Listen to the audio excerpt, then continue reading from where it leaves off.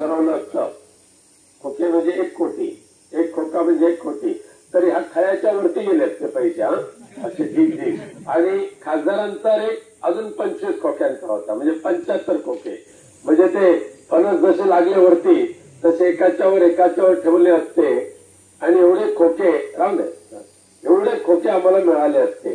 पण मी म्हटलं, अरे ज्या दैवताने आशीर्वाद दिला हिंदू हृदय सम्राट बाळासाहेब ठाकरेंनी, त्या बाळासाहेबांची बेईमानी करून, त्या उद्धव साहेबांची बेईमानी करून केवळ खोक्यांसाठी जर आम्ही आमच्या दैवताला फसवलं आणि उद्या दुर्दैवाने पुन्हा कोरोना आला तर खोके गेले आणि बोके गेले. बरोबर ना? नारायण राणेने कोरोना पावला फक्त नारायण राणे ना गावानो, देवाची शपथ घेऊन सांगतो. त्यांचं हॉस्पिटल, या हॉस्पिटलने जेवढं कोरोनावाल्यांना फसवलं तेवढं आजच्या देशामध्ये कोणी नाही फसवलं.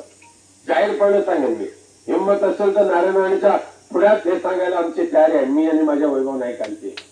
वैभव नाईकांना कोरोना झाला, ते जिल्हा रुग्णालयात गेले आणि हे यांच्या रुग्णालयाने गोर गरिबांना जेवढं लुटता येईल तेवढं लुटलं. आणि मरायची वेळ आली की बाहेर काढायचे, त्यांचे लोक बाहेर काढायचे आणि मग ते जिल्हा रुग्णालयामध्ये आणून आम्ही त्यांना औषधोपचार करायचे.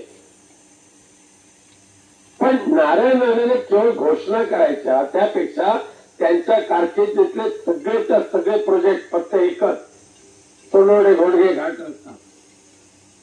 हा दुर्दैवाने आजही माझ्या हातून पूर्ण, आमच्या हातून पूर्ण होऊ शकलेला नाही.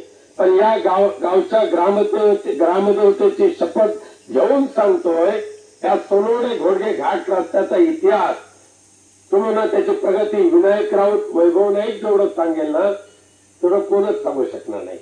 आज आपली पूर्वीची अलाइनमेंट ती त्या अधिकाऱ्यांनी नाकारली म्हणून, का तो शेवट जिथे पाडगावला रस्ता जिथे चिकटणार होता त्यावेळेला असं डायरेक्ट ती गाडी चढणार होती आणि ती गाडी चढणार नाही, कदाचित पाठीवरून ऍक्सिडेंट होईल म्हणून अधिकाऱ्यांनी सांगितले की नवीन अलाइनमेंट बनवा. मग आपण आता 11 किलोमीटरचा जो रस्ता होता तो 13 किलोमीटरचा केला. 13 किलोमीटर जे अशी सरळ चढणार होतो ती अशी फेरा घेऊन आता चढणार. आणि जवळजवळ वरची जी वाढलेली जमीन जी आहे त्या जमिनीला जवळजवळ 5 करोड रुपये आपण भूसंपादनाच्या बदल्यात त्यांना पैसे देणार आहोत. 5 करोड. आणि वाढलेल्या जमिनीच्या जागेवरचा रस्ता बनवायला 59 कोटी रुपये हे मंजूर सुद्धा झालेले आहेत. नंतर पाटगावचा रस्ता, त्यासाठी 75 कोटी रुपये मंजूर झाले. आणि हा जो मी सांगतोय 59 कोटीचा पहिला रस्ता सुरू झाल्यापासून ते नवीन जमीन खरेदी केल्यापर्यंत, या रस्त्याच्या नंतर प्रत्यक्ष घाटमाथ्यातला रस्ता बनवायला 400 कोटी रुपयाचं टेंडर तयार झालेलं आहे. आणि निवडणुकीच्या नंतर अलाइनमेंट जी रस्त्याची अलाइनमेंट जी आहे हे सुद्धा आता फायनल झालेले आहे. पूर्वीसारखं सर्व देशातल्या सगळ्या यंत्रणांनी येऊन आता बरोबर त्या गाड्या चढतील, छोट्या गाड्या, मोठ्या गाड्या, ते आयवा ट्रक ह्या चढतील, लक्झरी गाड्या चढतील.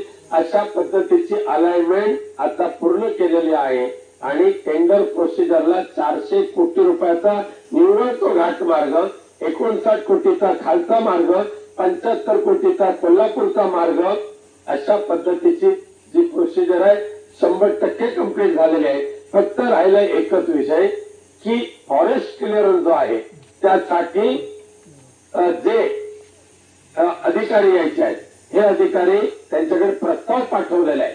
पण ते अधिकाऱ्यांचं जे आहे हे आचारसंहितेच्या नंतर किंवा पावसाळा थोडा जर लांबला तर त्या मधल्या पिरियड मध्ये त्या अधिकाऱ्यांना आणून फॉरेस्ट क्लिअरन्सची प्रोसिजर कंप्लीट करून घेणार म्हणजे घेणार.